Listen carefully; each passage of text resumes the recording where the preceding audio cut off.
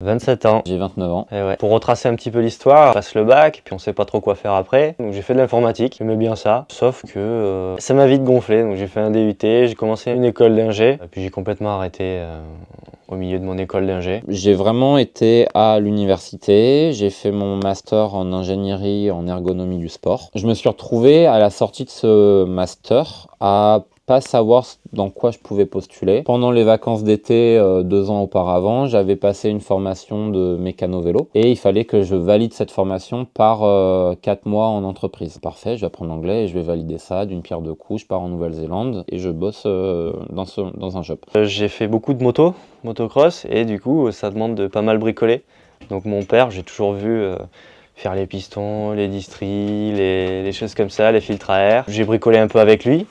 Donc on avait un garage à la maison, il faisait de la soudure, il faisait des tables, des chaises de temps en temps. Et du coup naturellement, quand il a fallu apprendre un peu à souder, je m'y suis mis moi de mon côté, puis j'ai essayé, j'ai acheté de la ferraille en barre de ciment, j'ai découpé. Donc je me suis exercé là-dessus, donc en passant du gaz, du tube. C'était le meilleur shop dans lequel je puisse tomber, puisqu'ils m'ont appris un nombre de détails importants en mécano-vélo, qui font la différence entre un vélo qu'on pourrait avoir en compétition, d'un vélo qui est bien mais mal réglé. Et ça a vraiment dévoilé une partie de moi qui aime le travail bien fait, qu'avant j'étais bordélique comme pas possible, et j'ai aimé ça. Et en rentrant, vu que j'avais pas forcément d'optique plus à jour que quand j'étais parti, et en plus il y avait le Covid, etc., donc les entreprises étaient figées à ce moment-là.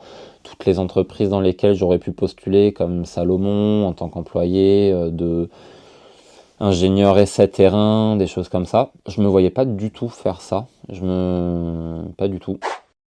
J'ai pas mal fait de vélo, notamment en compétition, surtout du VTT, un peu du dirt aussi. Chaque vélo que j'ai eu finalement, le cadre a fini par casser. Je me suis dit, mais est-ce qu'il n'y a pas moyen de faire quelque chose? Soit un vélo mieux, soit un vélo plus solide. Il faut savoir que je suis assez tatillon sur les réglages, surtout suspension. Je me rappelle d'un vélo que j'ai jamais réussi à régler. J'avais eu 2 amortisseurs dessus, très haut de gamme, tous les réglages possibles et inimaginables, rien à faire. Je me suis dit, mais comment c'est possible? Et en fait, c'est à ce moment-là que je me suis intéressé aux cinématiques. Cinématique, c'est comment s'articule en fait la suspension sur un vélo.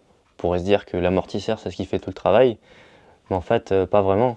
Le premier du travail, c'est le vélo, c'est le cadre du vélo en fait, c'est le cœur de la suspension arrière. Et du coup, je me suis renseigné là-dessus, en déduisant, en essayant pas mal de vélos et en retraçant avec tous les chiffres que j'avais vus, les courbes. Je me suis fait un peu certains avis, certaines opinions sur quel chiffre correspondait à quoi sur le terrain finalement. Et c'est en ça que je me suis dit, tiens, j'ai envie de développer un vélo qui me correspond, un vélo, je me dirais, c'est le vélo idéal. Sébastien qui m'a mis le pied à l'étrier parce que au début j'étais vachement frileux. On se renseigne comment monter l'entreprise, on se renseigne sur tous les aspects finalement du business, hein, parce que nous, de base, on veut faire un vélo, on veut le vendre. Mais on avait mis un peu d'argent quand même dans un poste à souder parce que Bastien avait son garage à côté, du coup il pouvait commencer à faire quelques soudures, etc. Lui ça l'excitait vachement la soudure. Donc j'ai fait un premier vélo, à moitié réussi, à moitié raté, c'est comme on veut. Les soudures elles étaient ce qu'elles étaient, mais petit à petit avec le temps ça s'est amélioré. Quand il a fait le premier dirt et qu'il me l'a montré, il m'a appelé en messenger vidéo, il a posé le téléphone, il a fait un jump, bar spin, sourire aux lèvres, à moitié en train de chialer. Ok, ça nous fait vraiment vivre un truc, ce truc c'est fort. Vas-y, faut qu'on y aille. C'est bon, c'est acté. On a fait un premier vélo, on doit pouvoir vivre de ça à un moment donné. Donc, let's go.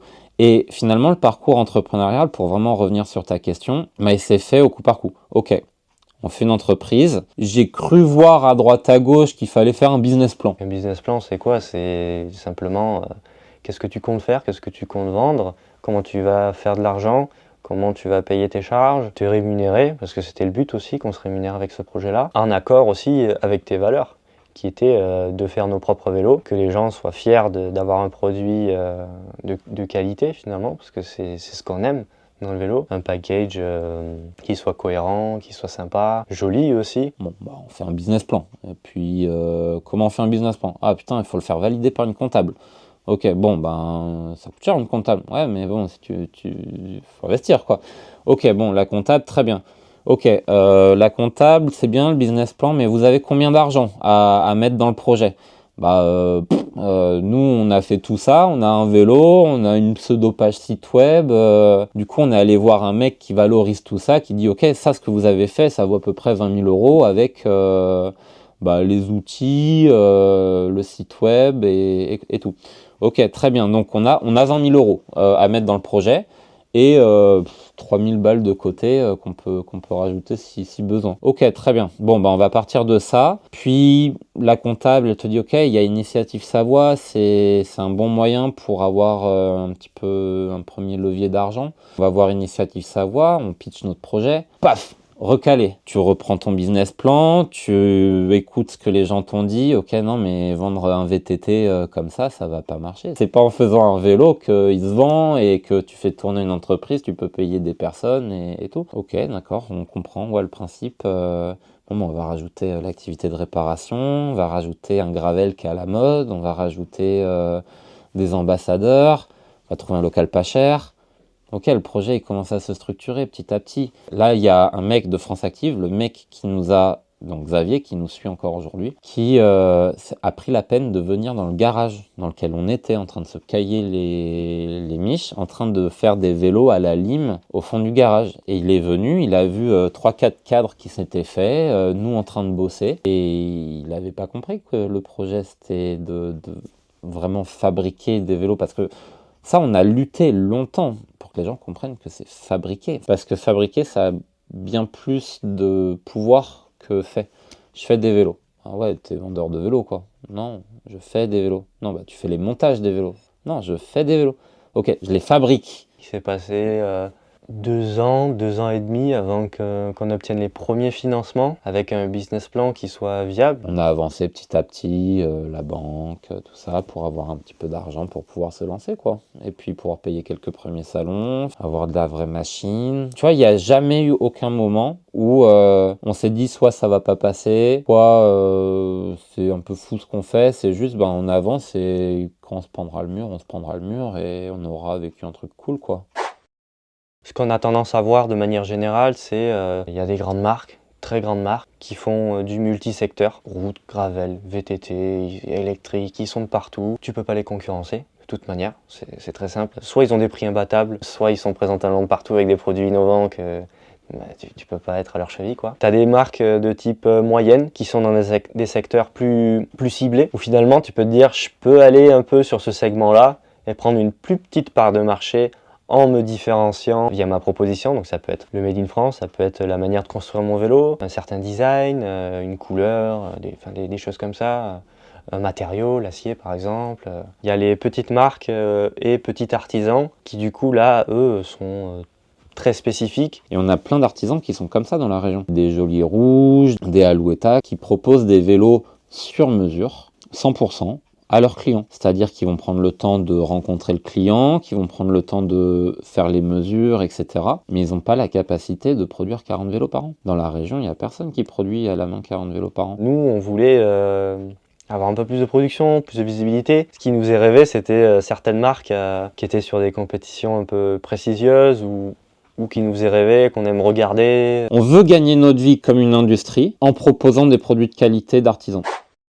On a un VTT qui s'appelle le Baguette, c'est un enduro, fait pour pédaler en montée et descendre vite. On a le Macaron, qui est un peu un inclassable, c'est gravel, mais polyvalent. Il peut faire, comme on a fait aujourd'hui, une sortie pure gravel, 30, 40, 50 km, 1000, 1200, 1300 de dénivelé avec 50% route, 50% chemin, des chemins un petit peu plus caillouteux que d'autres. Ça passe. Tu veux partir une semaine en vacances, tu peux mettre un porte-bagages et y aller. Tant que c'est pas 50 kg de bagagerie, ça va. Tu vas aller au travail avec. Voilà, en fait, on voulait créer le bon compagnon. Et je pense qu'on a ciblé plutôt juste. On a le dirt. Le dirt, c'est un petit plaisir. Ça demandait pas beaucoup d'efforts à développer. On l'a développé et on s'amuse bien sur la pump track le week-end. Donc, c'est cool. Bien sûr, ça s'est amené à évoluer. Quand on veut un vélo chez nous, il y a plusieurs options disponibles qui sont j'achète un kit cadre qui se compose d'un cadre, d'une fourche et d'un jeu de direction et du coup la personne peut le monter un peu comme elle le souhaite. Mais aussi on propose des montages complets. On a voulu faire ça parce qu'il y a des gens qui n'ont pas envie de s'embêter, qui ont envie quand même d'un vélo artisanal mais ou alors qui connaissent pas grand chose finalement au vélo. Et nous on a travaillé en amont sur un package cohérent, robuste, fiable, un très bon rapport qualité-prix pour évoluer avec son vélo sans avoir à changer le moindre composant dessus. Aujourd'hui, à partir de 3700 €, tu peux avoir un gravel, tu pars avec, c'est fiable. Et on est en train de développer un modèle vachement accessible justement pour encore aller plus loin dans cette recherche de démocratiser l'artisanat. Vraiment avec un modèle ultra abordable autour des 2500 €, on aimerait bien, avec des séries de tubes un petit peu moins prestigieuses, qui sont solides et durables. La vision aujourd'hui qu'ont les gens de l'artisanat, c'est très cher. Je pense que c'est ça qui freine l'aspect démocratique du vélo artisanal, quoi. Le tarif, cette barrière à l'entrée, ce prestige, non, tu peux pas l'avoir parce que t'es pas un gros fan, parce que ça nous dérange un peu. Nous, on veut que tout le monde roule. Exister auprès d'un public, c'est quelque chose d'assez difficile. La première année, c'est pas spécialement bien déroulé. On est arrivé dans une période un peu mauvaise. C'est aussi venu du fait on n'existait pas aux yeux des gens. Notre image n'était pas construite, notre site web était un peu bancal, il y avait peu de vélos clients qui roulaient. C'est un peu un cercle vicieux ou vertueux selon comment tu le vois, qui est que moins tu vends de vélos, moins tu as de vélos qui roulent, moins de gens qui achètent de vélos, moins tu as envie de faire confiance à cette marque-là, ce qui est normal. Et puis qui dit fabriquer des vélos dit aussi les marketer. Et en fait, c'est quelque chose qu'on avait tellement sous-estimé et qui est super important parce que qu'est-ce que tu fais quand tu crées une boîte qui vend des vélos? Tu fabriques et tu vends.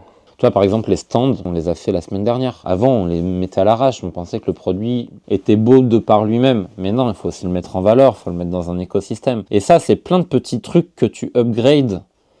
Mais tu peux pas tout avoir au départ. On avait des kakémonos au début pour communiquer, mais finalement, ça a avancé, ils sont plus d'actualité, il faut les rechanger en termes de design. Donc tout le temps, tu progresses, tu testes, tu vois ce qui marche, tu vois ce qui marche pas. Donc première année, on a vendu 6-7 vélos. On a fini l'année corde au cou, à ramer et à se dire on va peut-être fermer quoi. En termes de communication, pour exister, on a tenté 1 milliard de trucs qui ont floppé à mort. On a mis des 400 balles dans des campagnes ads où on a récupéré 0 €. Et on a filé des vélos à des gens qui nous ont fait gagner notre croûte quasiment sur une année, quoi. Les efforts ne se valent pas entre chaque chose, mais par contre, pour exister, il faut tester. Se rappeler des erreurs, persévérer sur certains trucs, ne pas persévérer sur d'autres. le ratio temps-effort. Deuxième année, on a fait une quarantaine de vélos, même un peu plus. Là, il y a encore pas mal de vélos en commande. Ça nous a bien sauvés. Le truc, c'est qu'on a des journées bien remplies. Les clients qui nous achètent un vélo doivent être livrés en temps et en heure. Donc, il y a du travail pour fabriquer le vélo, il y a du travail pour le monter. Ça, c'est incompressible. Il faut pouvoir vendre les vélos à côté. Mais du coup, faut que chaque tâche soit bien efficace, quoi. On s'efforce aussi d'écouter les clients et de faire du mieux qu'on peut sur les produits pour qu'ils soient au mieux satisfaits et que finalement ça convainque d'autres gens. Hein. Ça fait partie du truc. Si personne n'aime les vélos, si tout ça, au bout d'un moment, tout ce que tu remontes, tu vas le redescendre encore plus bas, quoi. Pour être visible, c'est vrai que c'est une bataille. Et surtout aujourd'hui où l'attention des gens a vachement diminué, où tu sais plus trop sur quel pied danser. Je trouve que depuis très peu de temps, ça devient à la mode de faire n'importe quoi pour percer sur les réseaux. Alors que c'était pas le cas avant.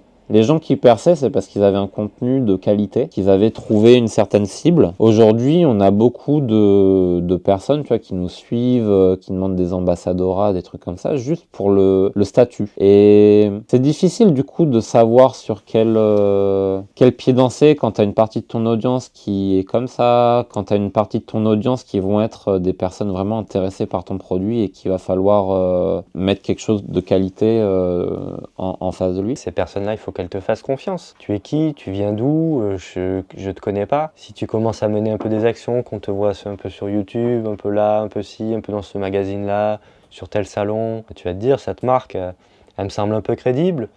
Ça fait 2 ans qu'ils existent, ils sont toujours là, il y a un peu de vélo qui roule. Ça me semble cohérent, quoi. Donc exister, c'est un travail acharné finalement du quotidien. Avec Bastien, on se complète vachement bien. Lui maîtrise absolument tout sur la production. Et moi, j'ai ce côté un peu plus entrepreneurial où ça me dérange pas de tenter des trucs. Le côté marketing, le côté communication, c'est quelque chose qu'on a été un peu forcé de faire, entre guillemets. Alex et moi, on est plutôt des gars de la technique. On aime concevoir, on aime fabriquer, on aime taper avec des marteaux, souder. Ça, c'est un truc qui nous fait kiffer. Et finalement, tout ce qui est digital, tout ce qui est paperasse, tout ça, c'est quelque chose qu'on a dû un peu prendre comme on pouvait, quoi. On n'avait pas de formation là-dedans non plus. Donc du coup, t'en viens à faire un peu tout et avec les moyens que t'as et les capacités que t'as. Et t'apprends sur le tas. J'aime bien la photo, j'en faisais déjà un petit peu avant, donc c'est quelque chose qui me plaît de mettre en scène nos vélos. Faut peut-être pas tout miser sur le digital parce qu'on est saturé d'informations, saturé de trop de choses. Tu vas dire, je vais faire du Insta, je vais faire du Facebook, je vais faire du YouTube, du machin. Au bout d'un moment, tu te rends compte que tu peux pas tout faire. De toute manière, t'as pas le temps de tout faire. Tu peux pas tout faire aussi de manière qualitative et dans tous les cas, si tu fais tout, tu vas te rendre compte qu'il y a des plateformes qui vont plus avec tes produits que d'autres. Donc au lieu de t'épuiser à communiquer, à tout ça, ou à mettre de l'argent là-dedans, le mieux c'est d'arriver à trouver des canaux intéressants, de consacrer ton énergie là-dedans et le reste de ton énergie de faire de la prod. Quand je fais une vente, c'est pas un client qui est tombé de n'importe où et c'est un client qui nous a fait confiance. Il nous a fait confiance pourquoi? Parce qu'il est tombé sur une vidéo, puis il allait rechercher un article, qu'il a pu voir que. Ensuite, il allait voir l'Insta, il a vu que c'était quelque chose de sérieux, qu'il y avait plein de vélos qui sortaient, qu'il y avait des gens sérieux, les patrons qui présentaient. Donc tu fais confiance. Nous, c'était un des gros aspects au début, la confiance. Ça, c'était quelque chose. Avant l'audience, on voulait que les gens nous fassent confiance. Parce que pour lâcher un billet à 7000 balles pour un vélo, faut quand même faire confiance au gars en face de toi, quoi. Aujourd'hui, on a beaucoup d'espoir. On est sur une pente montante, je l'espère en tout cas. C'est maintenant que ça va être fun de travailler, je pense, parce que va y avoir des choses à faire, des nouveaux modèles à sortir, un petit jeu entrepreneurial à mettre en place. Faire un peu monter la trésor, arriver à revenir tous les deux à temps plein. Quand la trésor est au plus bas, on se paye pas et il faut bien manger à la fin du mois. Donc l'État a mis en place quelque chose d'assez intéressant pour les créateurs d'entreprises. L'aide au retour à l'emploi, en fait, on peut le cumuler avec une création d'entreprise. En ce moment, je suis là entre 2 et 4 jours par semaine et 3 jours sur notre travail. Donc ça me prend pas mal de temps, pas mal d'énergie, mais on espère que si les ventes augmentent et si ça se passe très bien, on puisse tous les deux se rémunérer un petit peu, même si c'est pas grand chose, et pouvoir continuer de vivre de notre passion. On va pouvoir faire des salons, on a un peu plus de visibilité sur ce qui marche, de ce qui marche pas, donc on va pouvoir optimiser un peu les choses, les process de fab. Tu as un peu d'argent, du coup tu peux acheter une petite machine. Au lieu de produire en une semaine 10 vélos, on va essayer de faire en 3 jours. Ça devient plus sympa de bosser que quand t'as la cour de cou quand même. Je suis assez fier d'avoir fait ce projet-là, d'en être là où je suis avec Alex. Alex de base c'est un pote, on s'entend super bien. Quand on a lancé le projet, on se demandait un peu si ça allait clasher ou pas. On s'entend toujours super bien, il y a rarement des désaccords ou alors on en parle et ça se résout toujours à l'amiable, en discutant, il y a toujours une ouverture. Je suis tellement content d'en être là, de pouvoir faire ce que j'aime, même si c'est très dur parfois, si on est épuisé. Si on n'a pas le temps de faire du vélo. C'est quand même une aventure plutôt cool. Ça fait 4 années qu'on bosse, qu'on est là pour que tous nos clients soient contents. Et on prend du plaisir à venir livrer nos clients. On est trop contents qu'ils viennent à l'atelier. Donc il y a un travail monstre hein, du quotidien. Aujourd'hui je suis heureux, hein. Pourtant j'ai pas un radis. Hein. C'est, comment dire, une expérience de vie qui est immense. Tu peux pas acquérir un centième de tout ça dans le salariat ou je trouve en tout cas. C'est tellement formateur. Ça peut être dur, mais ça peut être tellement glorifiant parfois pour des petites actions. Moi je suis vraiment content et fier d'en être là. Non, vraiment content de voir que les produits roulent. Tu vois, aujourd'hui on est allé rouler. Tu vois 3 glaciers au-dessus du lac, sur le belvédère. Tu vois, c'est des souvenirs, genre dans 10 ans, je m'en souviendrai encore. Vous êtes jeune, et même si dans 2, 3, 4 ans, ça ne marche pas, vous avez tenté, vous avez essayé. Ouais. Il y a déjà 50 personnes qui roulent sur au vélo. Complètement. Et vu la qualité de l'acier et comment ils sont faits, ces vélos, ils vont rouler dans 10 ans, dans 20 ans. Tu arriveras à 50 ans, il y aura encore un mec qui aura un vélo glacier dans son garage et qui sortira gravir les chemins. Donc ça laissera quelque chose. Moi, j'ai un état d'esprit qui est que faut rien regretter, même si entre guillemets tu réussis pas. Pour moi, c'est toujours un apprentissage. Et puis s'écouter aussi, faire ce dont tu as envie à l'instant où tu en as envie. J'avais envie de ça, je l'ai fait. T'en as plus envie, bah tu te débrouilles, tu vois. Bon, tu fais un peu comme tu peux, mais t'en as plus envie, tu fais autre chose. Ça sert à rien de vivre sa vie pour quelqu'un d'autre ou pour pas être heureux. C'est une bonne façon de faire une belle vie. Travailler, être fier de ce qu'on fait. Déjà, tu as fait une bonne partie du boulot, je pense. Après, si ça paye, c'est encore mieux. Mais dans la philosophie du truc, je pense qu'on aurait pas... J'aurais à refaire, je referais pareil.